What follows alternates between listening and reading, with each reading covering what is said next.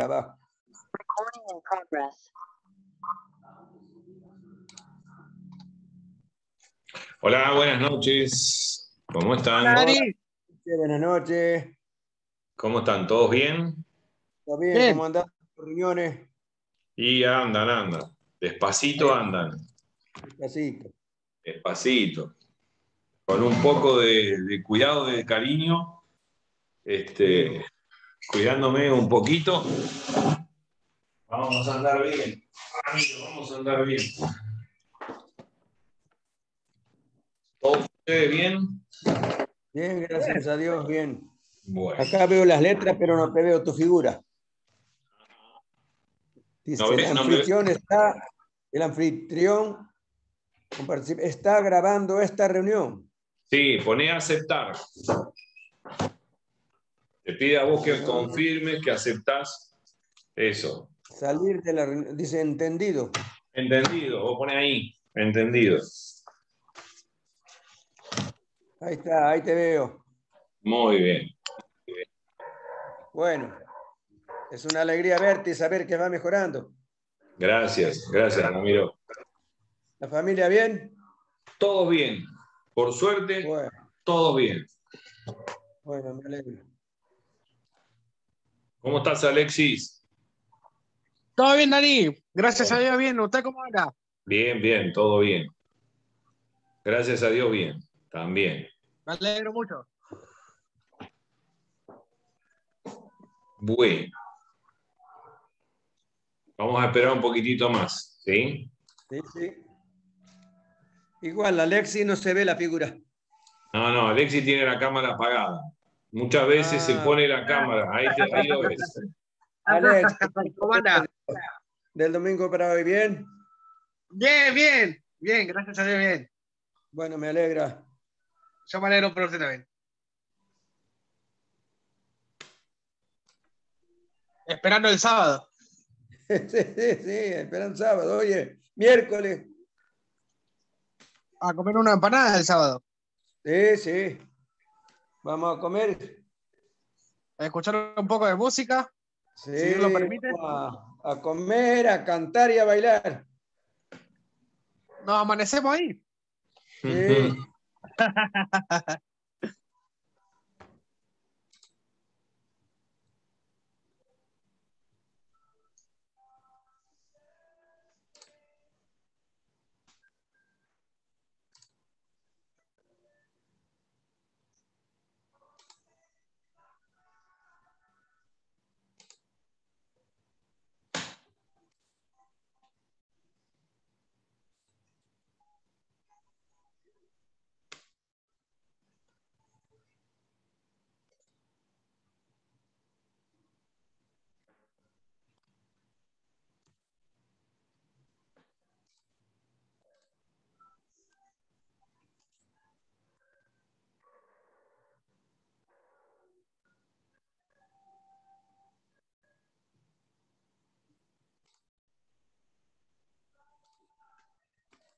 Bueno. A ver, ahí creo que lo arreglé. Te veo.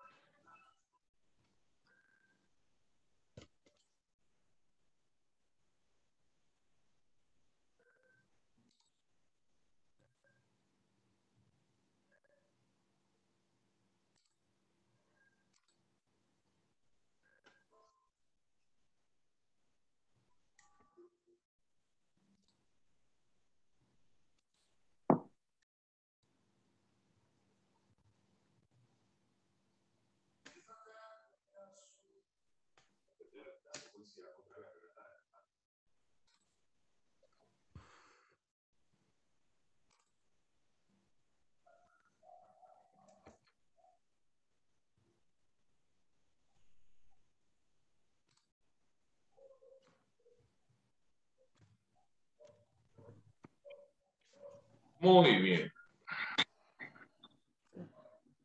Los 5.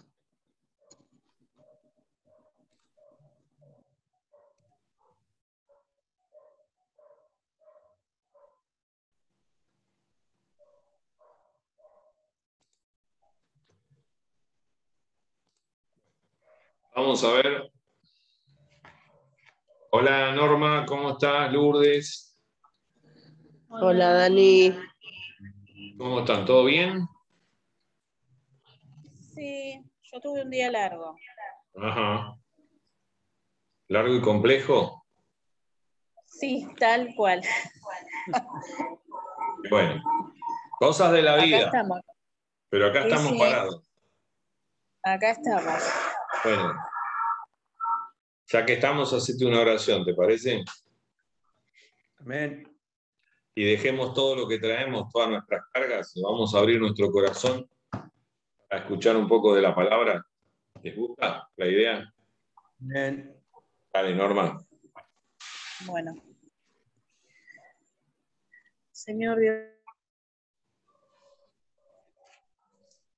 ante tu presencia, santificamos tu nombre, bendito sea tu nombre, Jesús. Te damos gracias, Señor, por este día, por darnos este día, regalarnos este día, Señor, estar delante de nosotros, Señor, en cada situación. En victoria, como siempre, Señor, como tus hijos, Señor. Te damos gracias por este estudio, por permitirnos estar presentes hoy, Señor, para renovar nuestras fuerzas, para darnos sabiduría, para darnos discernimiento, para recibir este banquete espiritual, Señor.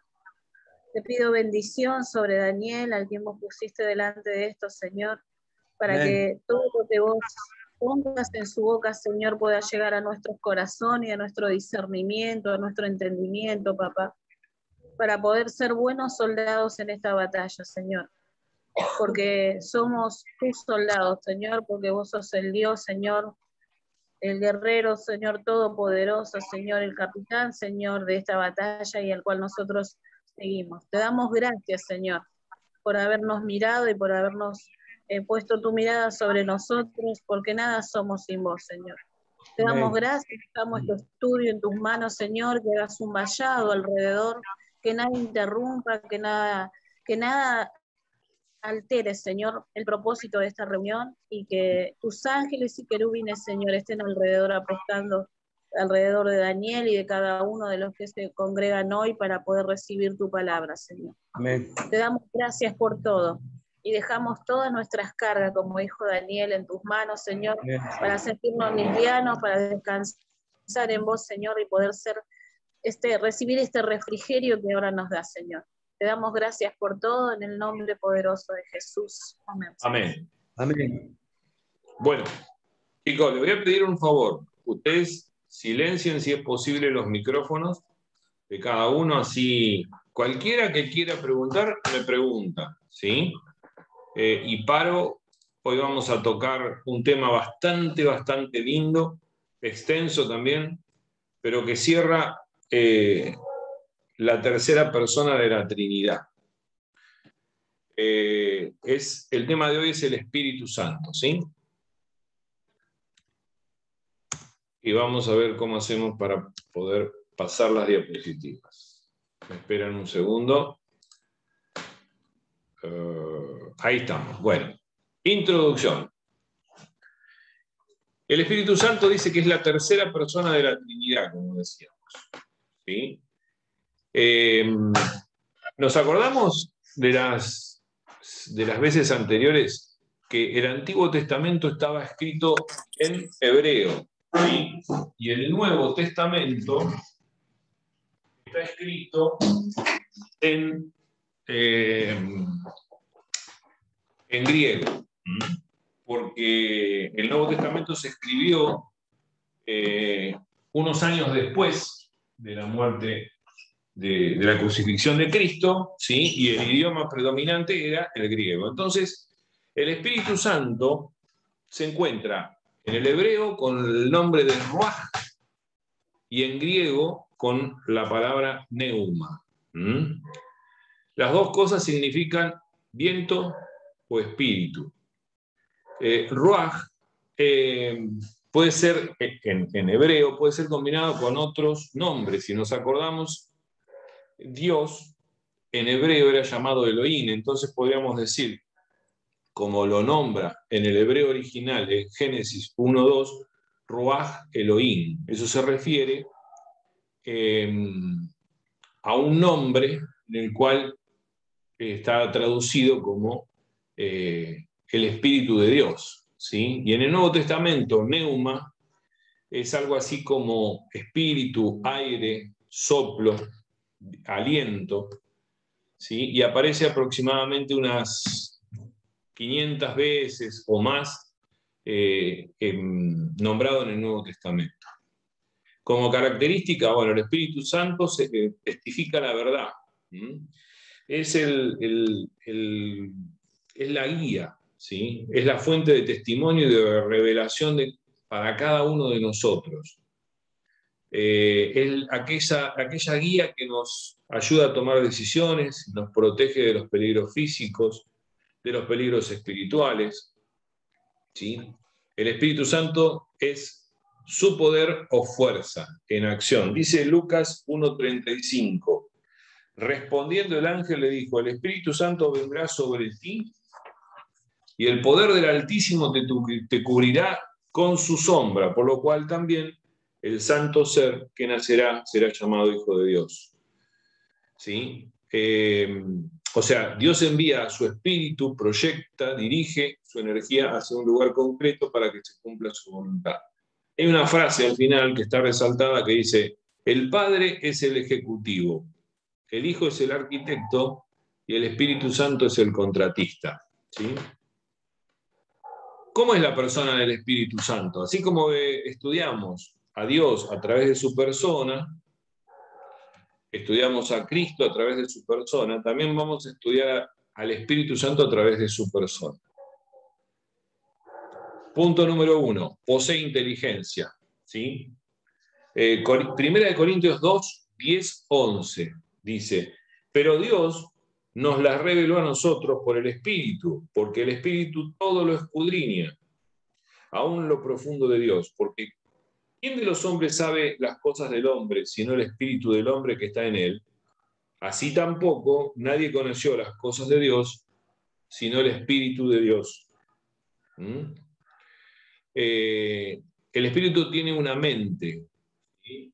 La palabra utilizada en Romanos 8:27, que dice, más el que escudriña los corazones, sabe cuál es la intención del Espíritu, porque conforme a la voluntad de Dios intercede por los santos. Intención, la palabra es esa palabra en griego que está en la pantalla, que es pronema, manera de pensar. Entonces, traducido el Espíritu Santo tiene una inteligencia y tiene una manera de pensar. Y tiene capacidad de enseñar. ¿Sí? Acá están todas las lecturas. Vamos a leer algunas, que son las más importantes, porque si no, lo hacemos muy largo. Tiene la capacidad de enseñar, ¿sí? De oír, de juzgar, de escudriñar. Donde hablábamos de enseñar, la palabra que utiliza, en enseñar en 1 Corintios 2:13, lo cual también hablamos, no con palabras enseñadas por sabiduría humana, sino por las que enseña el Espíritu, acomodando lo espiritual a lo espiritual. Y la palabra que usa en enseña es didactois, en el griego. Bueno, decíamos que también guía, ordena y prohíbe. ¿Por qué prohíbe? ¿Y por qué guía y ordena? No es que el Espíritu Santo, a nosotros, acá voy a hacer una aclaración, nos da una libertad, igual que Dios Padre y Dios Hijo. Y nosotros tenemos el libre albedrío como para poder disponer de nuestras vidas. Pero una vez que mora el Espíritu Santo dentro nuestro, por su capacidad de guiar, ordenar y prohibirnos, nos está guiando a un nuevo tipo de hombre, ¿sí? Tiene la capacidad de amar, ese lo vamos a leer, dice Romanos 15:30, pero os ruego, hermanos, por vuestro Señor Jesucristo y por el amor del Espíritu, que me ayudéis orando por mí a Dios. O sea, resalto, por el amor del Espíritu. Tiene capacidad de convencer, de hablarnos, de interceder. Romanos 8:26. Y de igual manera el Espíritu nos ayuda en nuestra debilidad. Pues ¿qué hemos de pedir? Como conviene, no lo sabemos, pero el Espíritu mismo intercede con gemidos indecibles. ¿Sí? El Espíritu Santo nos está ayudando nos está ayudando, ¿sí? Cuando nosotros nos comunicamos con Dios. Y ahí dice, explica que cuando hablamos de ayuda, usa en griego una palabra que se llama sunantilambano, que traducido quiere decir, sun es con, antilambano es beneficiar, recorrer, tomar un lugar, tomar o agarrar en el sentido de apoyar. ¿Sí? Quiere decir todo esto que esa ayuda es como si nos tomara el Espíritu Santo en sus manos, ¿sí? Y nos guía en todos los sentidos para que nosotros encontremos todo lo que necesitamos. También la persona del Espíritu Santo, como cualquier persona, posee sentimientos, ¿sí? Puede resistir, podemos resistirnos o resistirle esos sentimientos. Dice, ahí falta la cita, es primera de Tesalonicenses 5:19, no apaguéis el espíritu, dice. Nosotros podemos blasfemarlo y hablar en su contra, ¿sí? Tengamos en cuenta que todo es perdonado por Dios, excepto que blasfememos contra el Espíritu Santo, ¿sí? Podemos mentirle, porque si blasfemamos con el Espíritu Santo, blasfemamos contra Dios Hijo, Dios Padre y contra el Espíritu Santo. Tiene sentimientos, uno puede mentir, ¿sí? Y podemos lograr que se entristezca o puede entristecer, como cualquier persona. También tiene poder y voluntad. El poder. El Espíritu Santo es una persona con poder que no es solamente un espíritu o una energía. Vamos a leer un pasaje. Lucas 1:35 dice, respondiendo el ángel le dijo, el Espíritu Santo vendrá sobre ti y el poder del Altísimo te cubrirá con su sombra, por lo cual también el santo ser que nacerá será llamado Hijo de Dios. ¿Sí? Ahí el Espíritu Santo está demostrando, o la palabra está demostrando todo el poder del Espíritu para poder hablarle a María y decirle que va a engendrar al Señor Jesús, a Cristo, en su vientre, por obra y gracia de Él. Posee voluntad. ¿Por qué? Porque a nosotros, los creyentes, el Espíritu Santo es el que nos da los dones de acuerdo a su voluntad. Dice 1 Corintios 12:11, pero todas estas cosas las hace uno y el mismo Espíritu repartiendo a cada uno en particular como Él quiere. Él es el que decide cuál es el don que le toca a Norma, a Ramiro, a Alexis o a cualquiera de nosotros. ¿Sí? Vamos a preguntarnos, ¿y cómo es su deidad? Dijimos que Dios tiene su característica divina, que Cristo tiene sus características divinas, y el Espíritu Santo no deja de tener características divinas. Su deidad se confirma con la misma palabra, ¿sí?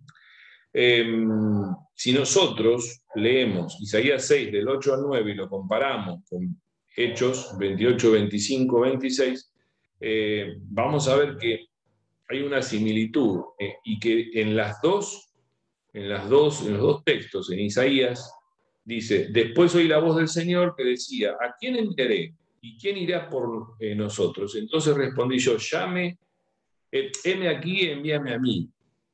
Y dijo Dios, anda y di a este pueblo, oíd bien y no entendáis, ved por cierto, mas no comprendáis. Y comparado con Hechos, Lucas dice, y como no estuviesen de acuerdo entre sí, al retirarse, les dijo Pablo estas palabras, bien habló el Espíritu Santo por medio de Isaías a nuestros padres diciendo, ve a este pueblo y diles, de oído oiréis y no entenderéis, y viendo veréis y no percibiréis. acá en la palabra de Dios, la profecía de Isaías es confirmada por Lucas en Pablo.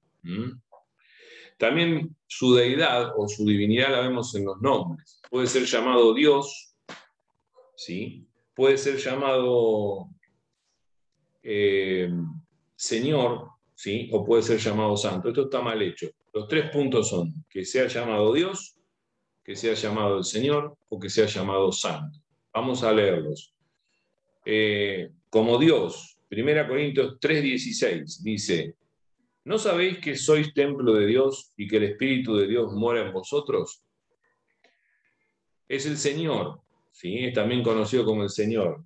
2 Corintios 3:18 dice: por tanto nosotros todos, mirando a cara descubierta como un espejo la gloria de Dios, somos transformados de gloria en gloria en la misma imagen como por el Espíritu del Señor. Y puede ser llamado Santo, el Espíritu Santo. 1 de Juan 2:20 dice: pero vosotros tenéis la unción del Santo y conocéis todas las cosas. ¿Sí? ¿Vamos bien?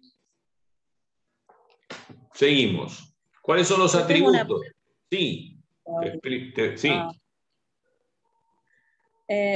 Me quedé ahí cuando hablamos del Espíritu Santo, que nosotros lo podemos blasfemar, ¿no? Que eso no estaría, no nos perdona, no, es una de las cosas que no se perdona, no ofender al Espíritu Santo. La pregunta es, ¿de qué manera yo puedo ofender al Espíritu Santo? Porque lo puedo hacer hasta inconscientemente y no lo sé, quizás. Si el Espíritu Santo mora en vos, no lo vas a hacer nunca. ¿Sí? ¿Me entendiste? Ese es mi punto de vista personal. ¿Sí? Lo que dice la palabra es que el único pecado que Dios no va a perdonar es la blasfemia contra el Espíritu Santo. Sí. Y por traslación, o sea, trasladándome a la Trinidad, blasfemar contra cualquiera de las personas de la Trinidad es lo mismo. No lo dice la palabra, pero es una interpretación mía. ¿Sí? Pero si vos, a ver, hay una diferencia muy grande entre blasfemar en un creyente y un inconverso. ¿Sí? Vamos a leer Mateo 12:31, a ver si nos saca un poco la duda. Dice: por tanto os digo, todo pecado y blasfemia será perdonado a los hombres, mas la blasfemia contra el Espíritu no les será perdonado. Vos podés blasfemar, yo puedo blasfemar contra vos, contra cualquier cosa, pero no contra el Espíritu Santo. A cualquiera que dijere alguna palabra contra el Hijo del Hombre, le será perdonado, pero el que hable contra el Espíritu Santo no le será perdonado ni en este siglo ni en el venidero. Eso es puramente la palabra de Dios. Yo considero que el Espíritu, que vos no podés blasfemar contra el Espíritu que mora en tu propio Espíritu, que es el Espíritu. O sea que es la otra persona que pueda ofender al Espíritu Santo, es un no creyente. Como no creyente. Y si el no creyente ofende al Espíritu Santo, no siendo no creyente, porque no conoce su palabra. A ver. Si después, sí. Si después sí se hace creyente. Bueno, una vez que se hace creyente, el Espíritu Santo empieza a morar en él. Y a partir de ahí, lo que la luz te reveló como creyente, ya no lo vas a poder apagar. ¿Sí? Si vos realmente te convertís en un creyente, o sea, una vez que fuiste convertido, una vez que te convertiste, no que te convenciste, sino que te convertiste y crees en Dios y lo aceptás como tu Salvador y pedís perdón por tus pecados, el Espíritu Santo mora en vos y comienza todo un proceso. Y en ese proceso hay una sola prohibición, que es la de blasfemar contra él. Ahora, porque capaz que lo vamos a entender más al final, cuando veamos lo que el Espíritu Santo hace en el no creyente y en el creyente. ¿Sí? Porque en las dos En las dos posibilidades tenemos un laburito que va haciendo el Espíritu Santo. Uno es inmediato y el otro es lento, pero va cumpliendo con todo el proceso que tiene cualquier cristiano una vez que acepta a Cristo. ¿Mm? Claro. Vamos. Porque a veces, ay, ya me quedó claro, yo tenía esta duda porque esto me quedó hace tiempo con esta duda que vengo, que siempre quiero preguntar y se me pasa. Porque al uno convivir con familias que no conocen a Cristo y puede llegar a ofender al Espíritu Santo, entonces vos decís, no le perdona, no lo va a perdonar por esto que en su ignorancia o en su enojo o en su incredulidad han ofendido al Espíritu Santo. Y entonces quería saber a ese punto, pero bueno, ya lo entendí. Ya. Yo creo que, a ver, creo que un cristiano que ofende al Espíritu Santo es aquel que no va a ser perdonado.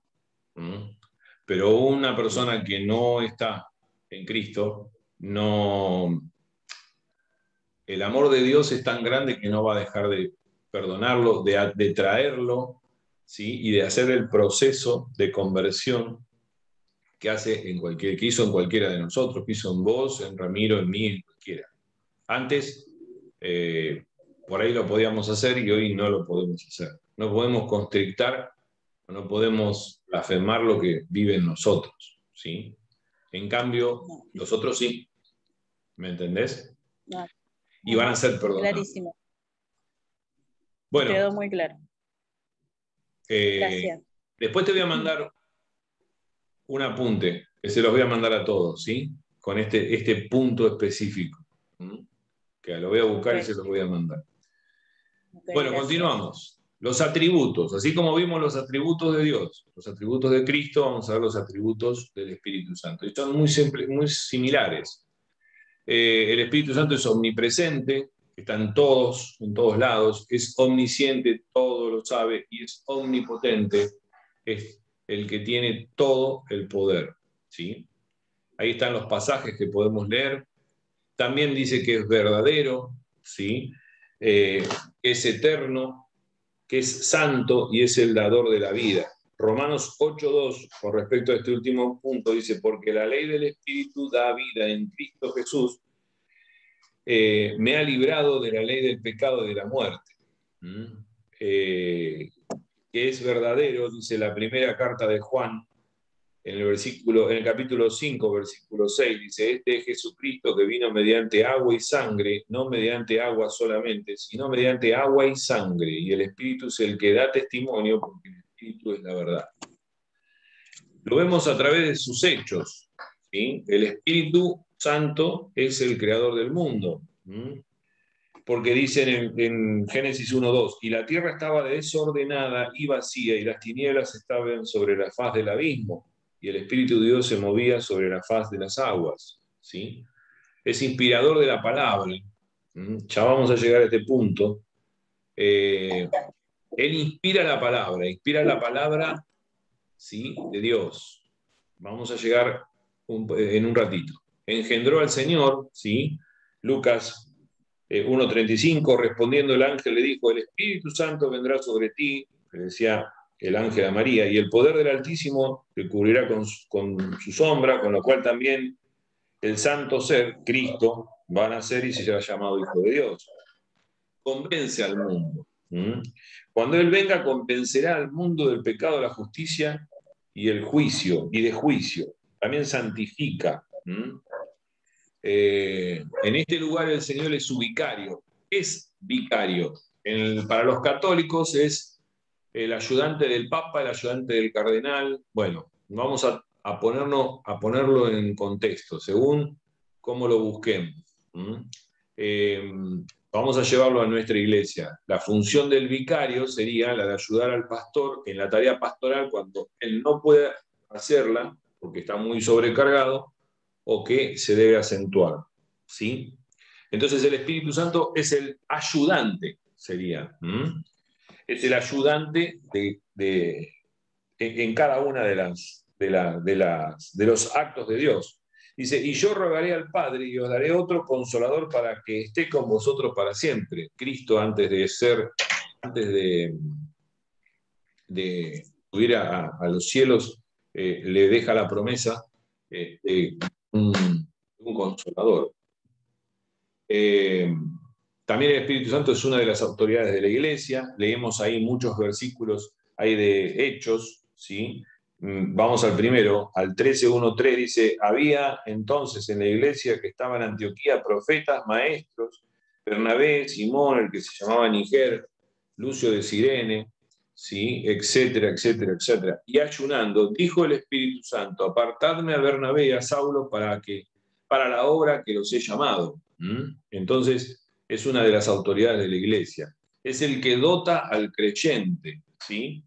Es el que le da al creyente todo lo que necesita.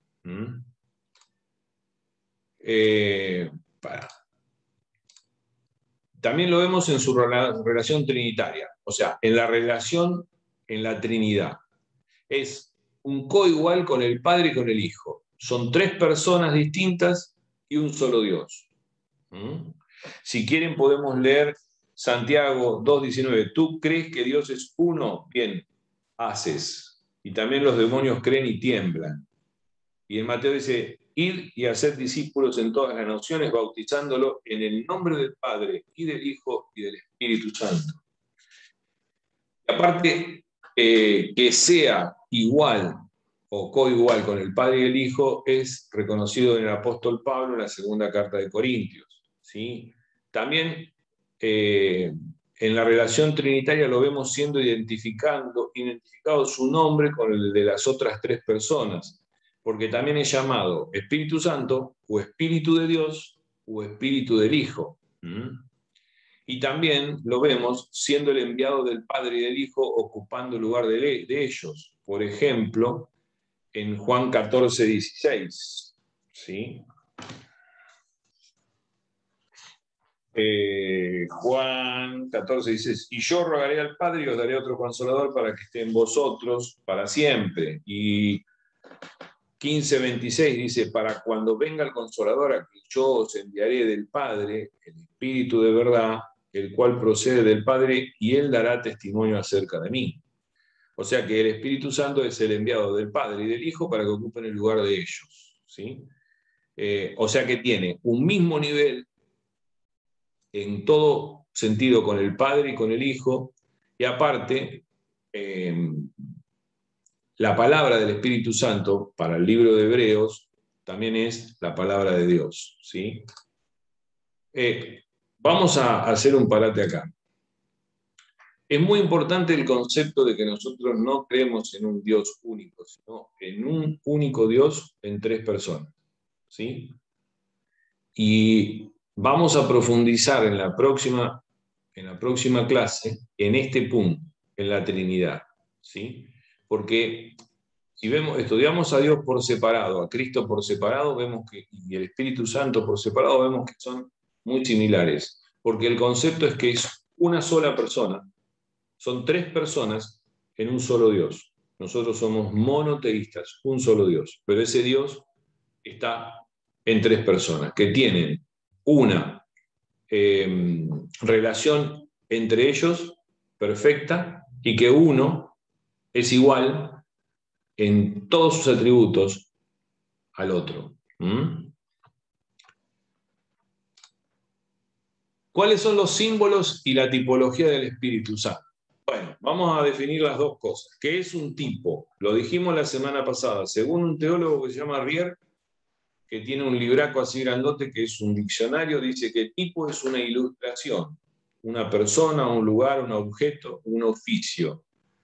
Por ejemplo, un tipo de Cristo podría ser el carpintero, por su oficio, ¿no? Divinamente instituida, que prefigura la realidad a la que se refiere. ¿Se acuerdan que cuando hablábamos de los tipos, hablamos de tipos mesiánicos de Jesús o de Cristo?